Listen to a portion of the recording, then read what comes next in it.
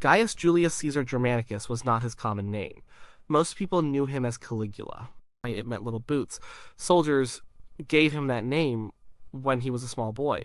His father, Germanicus, was a very popular general. He often brought young Gaius to army camps. The soldiers liked the boy.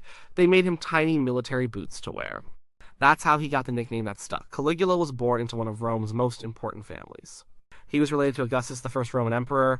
His great-grandfather was Augustus. His grandmother was Antonia Minor. She was a daughter of Mark Antony. His father, Germanicus, was also the adopted son of Emperor Tiberius. This meant Caligula was in line for the throne. He grew up seeing power. He also saw danger. His father died when Caligula was young. Some thought Tiberius had him poisoned. His life in the imperial court was often violent. It was a place of plots and fear. When Tiberius died in 37 AD, Caligula became emperor. He was only 24 years old. Rome celebrated. People were tired of Tiberius. Tiberius had been a grim and suspicious ruler. Though Caligula was young and seemed full of promise, he was the son of a beloved hero. And Rome had high hopes for him. His first few months as emperor were good. He started well. He was generous. He gave money to the people. He canceled some unpopular taxes. He brought back exiles. These were people Tiberius had sent away. He put on big games and shows. These were popular with the Roman crowds. People loved him. They thought he would be a great ruler. He seemed open and friendly. He made promises about a new era for Rome, a better one. But things changed. Some say it was a severe illness. He got very sick a few months into his reign. He almost died. When he recovered, he was different. People noticed it. He was, not the same man. Others think power just went to his head. He had absolute power. No one could tell him what to do. Maybe that level of power would change anyone. He started to believe he was special. He started to think he was a god. He became cruel. His behavior grew unpredictable. He would make strange demands. He would order executions for no clear reason. He started spending huge amounts of money. He built lavish palaces. He staged elaborate games. He started to take pleasure in torturing people. Even his closest friends were not safe. He was quick to anger. He was quick to punish. The goodwill he had built up quickly faded. People became scared of him. The Senate feared him. The army feared him. The common people became wary. His early popularity vanished. The cheers turned to whispers. The hope turned to dread. His actions became more and more outrageous. He would appear in public dressed as a god. He demanded that people worship him. He spoke badly of the Senate. He insulted important Roman families. He began a pattern of erratic decisions that made no sense to anyone else. This was the emperor who would later declare war on the sea. The shift from beloved leader to feared tyrant was fast. It was also complete. The stage was set for some truly bizarre moments in Roman history. People often wondered what was going on in his mind, but no one dared to ask him directly. The consequences would be too severe. His reign would only last 4 years, but in those 4 years he left a lasting, strange mark, and a reputation for madness that continues to this day. His little boots had walked a long way from a beloved boy to a feared emperor. Caligula decided to launch a military campaign. He wanted to conquer Britain. This was a big ambition. Julius Caesar had been to Britain, but he had not really conquered it. No Roman emperor had. If Caligula could do it, it would be a huge triumph. It would make him even more famous. It would give him glory. A military victory was always good for an emperor's standing. It showed strength. It showed power. So Caligula gathered a massive army. He called up legions from all over the empire. He also assembled a large fleet of ships. He needed ships to cross the English Channel. This was a major undertaking. It required a lot of planning. It needed a lot of resources. Rome had to pay for all these soldiers. They had to feed them. They had to equip them. It was a huge cost to the state. He then marched this vast army across Gaul. Gaul is modern-day France. It was a long journey. The soldiers walked for weeks. They were marching towards the coast. They were headed for the northern shores of Gaul. This was where the Channel crossing would happen. The soldiers were eager. They were ready for battle. They expected glory. They expected to defeat the Britons. They expected to win spoils. That was what soldiers did. They fought for the emperor. They fought for Rome. And they fought for themselves. Caligula led the march himself. He was at the head of his army. He took his role as commander seriously. He was often dressed in military attire. He presented himself as a warrior. He wanted to look the part. He acted like a general. His soldiers followed him. They believed they were going to war. A real war against a real enemy. They reached the coast. The place was called Gazoriacum, or Bononia. Today it is Boulogne-sur-Mer. This was a Roman port. It was the staging point for the invasion. The soldiers could see the sea. They could look across the water. They knew Britain was on the other side. They waited for the command. They waited for the signal to load onto the ships. They expected to sail across. They expected to land on British shores, and then they expected to fight. This was why they had marched all that way. This was why they were there. The army was ready. The ships were ready. The invasion seemed imminent. Everything was in place. But the command never came. Caligula did not order them to embark. He did not tell them to cross the channel. He did not launch the invasion. The soldiers were confused. They had marched for so long. They had prepared for so much. Now they were just waiting on the beach with nothing happening. Then Caligula did something strange, very strange. He stood before his legions. He gave them an order, but it was not an order to invade Britain. It was an order that no one expected, an order that made no sense. He decided that the campaign against Britain was not happening. Instead, he decided on a different target, a different enemy. His actions that day would become famous. They would become one of the most talked about parts of his entire reign. They would cement his reputation. They would make people wonder about his sanity. And it all happened right there, on the shores of Gaul, with a huge army waiting for battle. The expectations of thousands of men were about to be turned upside down.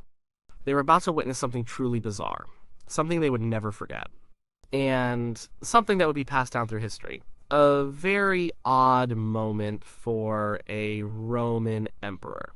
The Roman legions stood on the sandy beaches. They were at the edge of the English Channel. They had marched for months. They were expecting to invade Britain. They waited for the order to board the ships. The sea stretched out before them. It was calm that day, maybe, or maybe rough. We don't know the exact conditions. But it was the sea, the vast, blue, powerful sea. Caligula appeared. He addressed his troops. But he did not speak of Britain. He did not speak of ships or crossing the water. Instead, he started talking about the ocean itself. He spoke of Neptune, the god of the sea. He declared that Neptune was his enemy. He said he was going to declare war on the sea. The soldiers must have looked at each other. They must have wondered what was happening. This was not what they signed up for. Then he gave his orders. He commanded the soldiers to spread out along the beach. He told them to start collecting seashells. He said these shells were the spoils of the ocean. They were trophies from his victory over Neptune. The soldiers, trained to follow orders without question, did what they were told. They bent down. They picked up shells. Imagine the scene. Thousands of battle-hardened Roman soldiers in their armor on a beach, collecting seashells. It must have been a very strange sight, but it got stranger. Some accounts say he ordered them to attack the waves, to stab the water with their swords, to throw spears into the sea, as if the water itself was an enemy army, as if they could defeat it. They were fighting an enemy that could not be killed, an enemy that did not bleed, and an enemy that just kept coming. The waves would crash, the soldiers would stab. It was an absurd spectacle. Caligula himself was said to have been dressed in an elaborate costume, perhaps like a sea god, or a triumphant general. He may have stood on a platform. Some say he ordered a tower to be built on the beach. He might have used it to oversee his battle. He wanted everyone to see his power.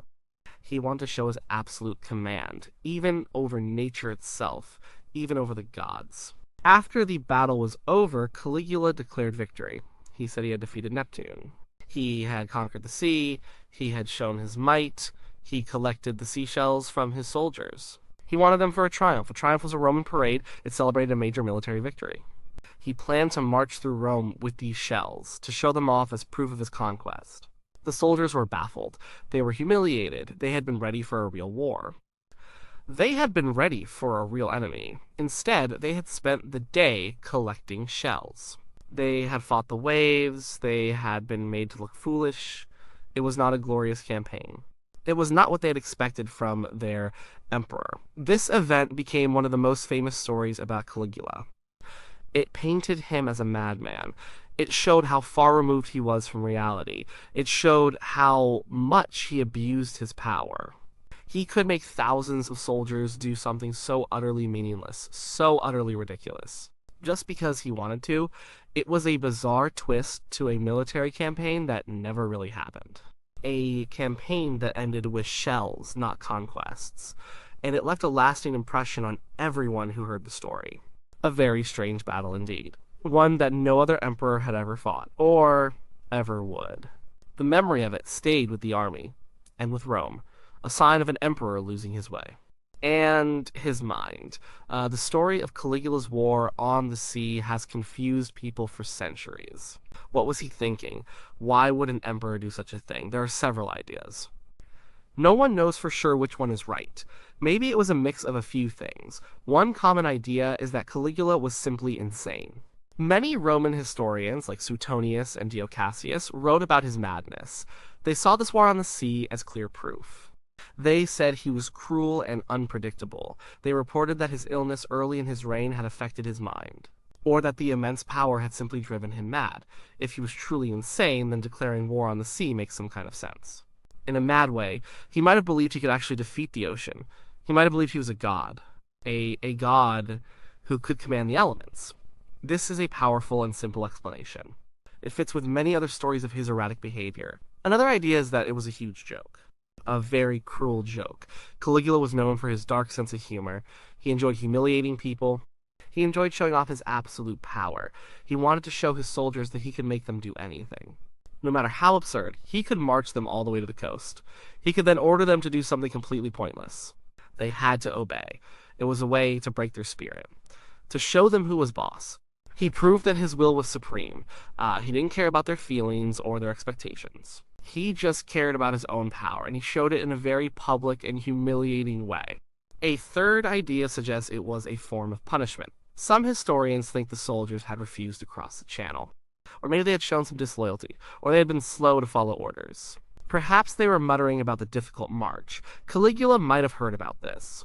He decided to punish them, but not with flogging or execution. He punished them by making them look foolish, by giving them a task that made a mockery of their profession. It was a way to humble them, to remind them who was in charge. This kind of psychological punishment could be very effective. It broke their pride. It showed them that defiance would lead to public shame. Some people think it was a display of his own divinity. Caligula increasingly saw himself as a god. He dressed as gods. He demanded worship. Declaring war on Neptune, the Roman god of the sea, and then claiming victory, was a way to show he was even more powerful than the gods. He was above them. He could defeat them. It was a way to solidify his own self-proclaimed divine status. He wanted to project an image of supreme, unchallenged authority. He wanted to scare people into believing he was a living god. And then there's the idea of misunderstanding. Maybe the original story was exaggerated. Or perhaps it was something different entirely. Some suggest he was just collecting shells for a triumph. Triumphs were big parades for victories. These parades sometimes included strange items. Maybe he was not literally fighting the sea. Maybe it was a symbolic act that got twisted by later writers. But the detailed accounts of him commanding the soldiers to attack the waves make this less likely. The accounts from Roman historians are quite specific about the war on the sea. It seems clear that something very strange happened. And it definitely involved him ordering his soldiers to interact with the sea in a non-military way. The real reason for not invading Britain is also part of this. Why did he march all that way and then stop? Did he get cold feet? Did he realize the invasion was too risky? Was it too expensive? Perhaps he simply changed his mind, and then invented the war on the sea as a cover. As a way to save face, to turn a failed invasion into a bizarre victory. This would be a way to avoid looking weak. It would be a way to appear triumphant, even without a real battle. He turned a retreat into a spectacle. Whatever the true reason, this event became a lasting symbol. A symbol of Caligula's rule. A symbol of its strangeness and its cruelty. It showed that he was an emperor unlike any other. For better or worse, mostly for worse. The war on the sea was just one of many strange and terrible things Caligula did. His behavior grew more extreme over a short reign. He spent money wildly. He emptied the Roman treasury. He built grand projects that served no real purpose. He lived a life of extreme luxury. He demanded that people treat him as a god. He made cruel jokes at the expense of senators. He forced important people to act as servants. He even made some senators run miles alongside his chariot. His cruelty knew few bounds. He enjoyed watching people suffer. He had many people executed, often for minor offenses or no offense at all. He targeted prominent families. He often used torture. He would sometimes watch these tortures as entertainment. He showed little regard for human life. He also claimed he would appoint his horse, Incitatus, to be a consul. A consul was one of the highest offices in Rome. This was another way to mock the Senate, to show his absolute contempt for them. And for Roman traditions, his reign was short. It lasted only 4 years, from 37 AD to 41 AD. But in those 4 years, he created widespread fear and hatred. His erratic behavior and cruelty became too much for many people, especially for those closest to him, the people in his own court, the powerful senators, and even his own Praetorian Guard. The Praetorian Guard was the emperor's personal bodyguard. They were supposed to protect him. A conspiracy formed against him. Several people were involved. There were senators who hated him. There were high-ranking officers of the Praetorian Guard. They feared for their own lives. They feared for the future of Rome. They decided he had to be stopped. On January 24th, 41 AD, they acted. Caligula was leaving an event. He was in a narrow passageway. He was ambushed by the conspirators. They stabbed him repeatedly. He was killed. His wife and young daughter were also killed. This was to prevent any revenge. It was a brutal end to a brutal reign. His assassination brought a wave of relief to Rome. People were tired of his tyranny. They were tired of living in fear. The Senate even tried to restore the Roman Republic. They wanted to go back to a time before emperors, but the Praetorian Guard quickly found Caligula's uncle Claudius. They declared him the new emperor. The age of emperors continued. The story of the war on the sea became a lasting symbol. It symbolized Caligula's madness. It helped to cement his terrible reputation. He is remembered as one of the worst Roman emperors. Along with Nero and Domitian, his actions on the beaches of Gaul became legendary. They showed a ruler who had completely lost touch with reality, a ruler who believed he could command nature itself. His story is a cautionary tale. It shows how absolute power can corrupt absolutely. It shows what happens when an emperor faces no checks on his power. It also shows the fragility of the human mind.